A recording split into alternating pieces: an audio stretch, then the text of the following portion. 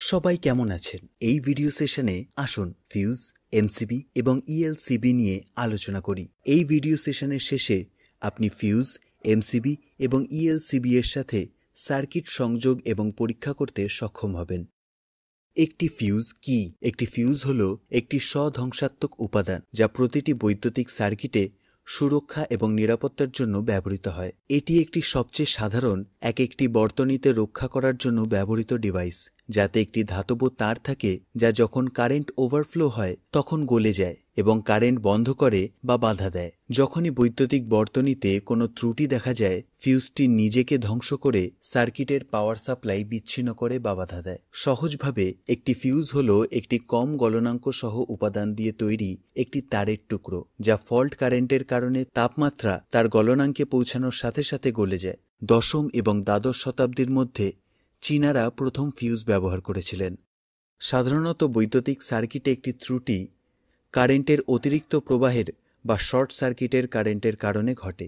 Overloading circuit, short circuit, ground fault এবং arc fault করার ফলে ওভার কারেন্ট হতে পারে, যা যন্ত্রপাতি, ডিভাইস ইত্যাদির ক্ষতি করতে পারে। ফিউজ নিজেই সার্কিট সংযোগ বিচ্ছিন্ন করবে এবং অন্যান্য সার্কিটে ওভারফ্লো কারেন্ট বন্ধ করবে। ফিউজ ব্যবহারের সুবিধা। ফিউজ হল সার্কিট সুরক্ষার সবচেয়ে সস্তা ফর্ম। ফিউজ ব্যবহার করা সহজ, রক্ষণাবেক্ষণের প্রয়োজন নেই। বিশাল শর্ট সার্কিট, ফ্লেম, গ্যাস, ধোঁয়া বা শব্দ তৈরি না করেই ফিউজ দ্বারা বন্ধ করা যেতে পারে। কিভাবে ফিউজ কাজ করে? বৈদ্যুতিক প্রবাহ সবসময় গরম করার প্রভাবের কারণ। ফিউজ বৈদ্যুতিক প্রবাহের উত্তাপের প্রভাবে কাজ করে, যা তখন ঘটে যখন বৈদ্যুতিক প্রবাহ একটি পরিবাহীর মধ্যে দিয়ে প্রবাহিত হয় এবং সংঘর্ষের কারণে তাপ উৎপন্ন করে। উৎপন্ন তাপের পরিমাণ পরিবাহীতে কারেন্ট প্রবাহের সমানুপাতিক। একটি উচ্চ তড়িৎ প্রবাহ উচ্চ তাপমাত্রার তাপ উৎপন্ন করে। একটি উদাহরণ দিয়ে শুরু করা যাক। ধরুন আপনি বৃষ্টির সময় বাড়িতে টেলিভিশন দেখছেন। যখন বজ্রপাত হয় তখন হঠাৎ করে ইলেকট্রিক স্পাইক নামক ভোল্টেজের বৃদ্ধি হতে পারে, যা টেলিভিশনে উচ্চ তড়িৎ প্রবাহ প্রবাহিত করে এবং ক্ষতির কারণ হবে।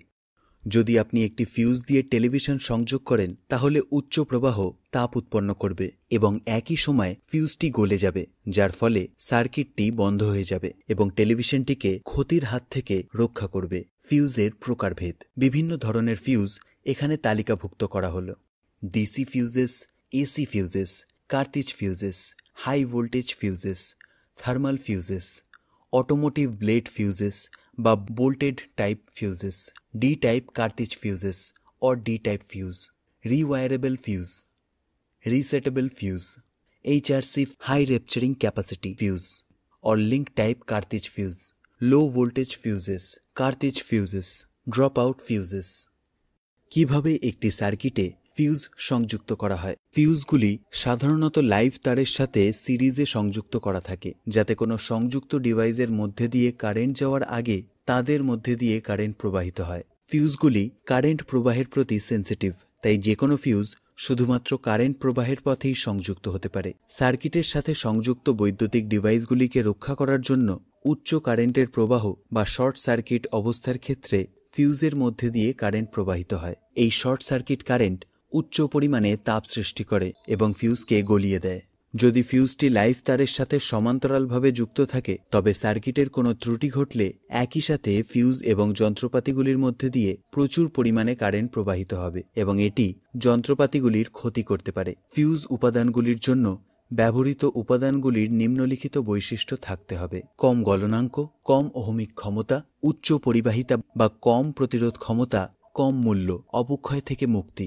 ফিউজ তারে সীসা এবং টিনের একটি সংকর ধাতু ব্যবহার করা হয়, কারণ এটির গলনাঙ্ক কম। নিম্নলিখিত সুবিধার কারণে এর দাম বেশি হওয়া সত্ত্বেও রূপাকে ফিউজ উপাদান হিসাবে ব্যবহার করা বাঞ্ছনীয় হয়। এটি অক্সিডাইজড হয় না এবং অক্সাইড অস্থির।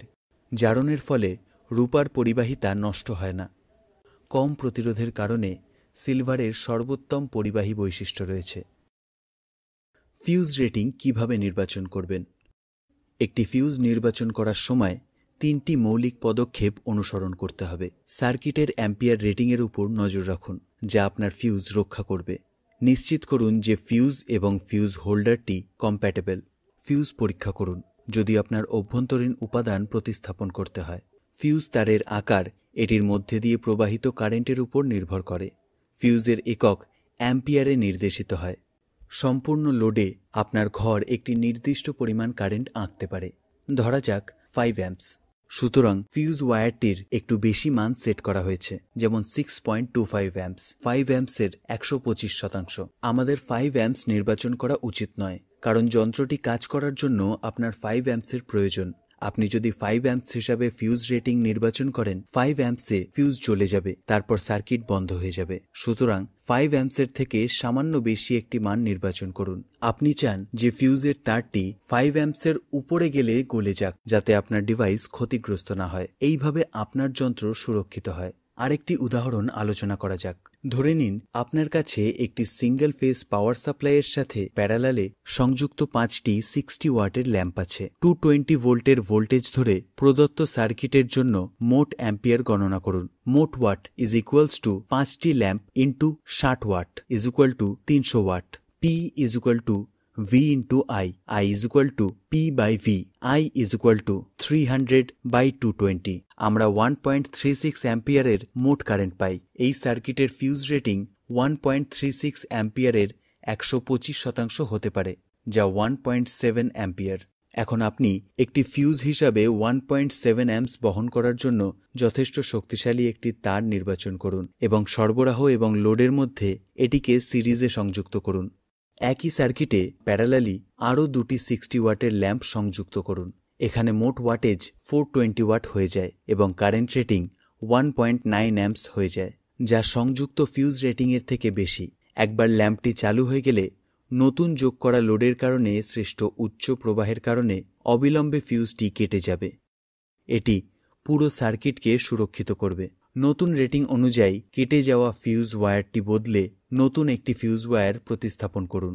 2.375 অ্যাম্পিয়ার্স হল 1.9 অ্যাম্পিয়ার্সের 125%, যাতে 2.375 অ্যাম্পিয়ার্সের কারেন্ট বহন করার জন্য যথেষ্ট ক্ষমতা থাকে ফিউজের। বিভিন্ন ধরনের যন্ত্র এবং ডিভাইসের জন্য বিভিন্ন ধরনের ফিউজ পাওয়া যায়। সাধারণত ব্যবহৃত ফিউজ, কার্তিজ ফিউজ বাড়িতে প্রধান সুইচবোর্ডে সর্বত্র পাওয়া যায়। আসুন আমরা আলোচনা করি কিভাবে কেটে যাওয়া ফিউজ প্রতিস্থাপন করা যায়। প্রথমত নিশ্চিত করুন যে কনজিউমার ইউনিট বন্ধ আছে। ফিউজের তারটি ফিউজ ক্যারিয়ারের উপরে এবং নিচে দুটি স্ক্রু টার্মিনাল দ্বারা জায়গায় রাখা হয়। এই টার্মিনালগুলি খুলুন, তবে স্ক্রুগুলি সরিয়ে ফেলবেন না। তারপর হোল্ডার থেকে কেটে যাওয়া ফিউজ তারটি সরান। একটি সঠিক রেটিংয়ের ফিউজ ওয়্যারের পর্যাপ্ত স্ট্র্যান্ড নিন এবং এটিকে এক টার্মিনাল থেকে অন্য টার্মিনালের মধ্যে দিয়ে নিয়ে যান এবং এটিকে দুটি স্ক্রুর চারিপাশে মুড়ে দিন, কিছুটা শিথিল রেখে। এমসিবি নিয়ে আলোচনা করা যাক।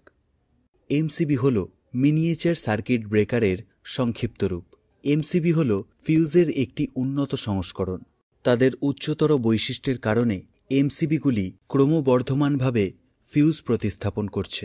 একটি এমসিবি একটি সুইচ বা সার্কিটের মধ্যে দিয়ে অতিরিক্ত কারেন্ট প্রবাহিত হলে স্বয়ংক্রিয়ভাবে খোলে বা ওপেন সার্কিট হয়ে যায়। ফিউজের মতো কোনো ম্যানুয়াল প্রতিস্থাপন ছাড়াই এটি পুনরায় বন্ধ করা বা ব্যবহার করা যেতে পারে। অন্য কথায়, এমসিবি মিনিয়েচার সার্কিট ব্রেকার হল একটি ইলেকট্রোম্যাগনেটিক ডিভাইস যা একটি ছাঁচে ঢালা অন্তরক উপাদানে ঘেরা।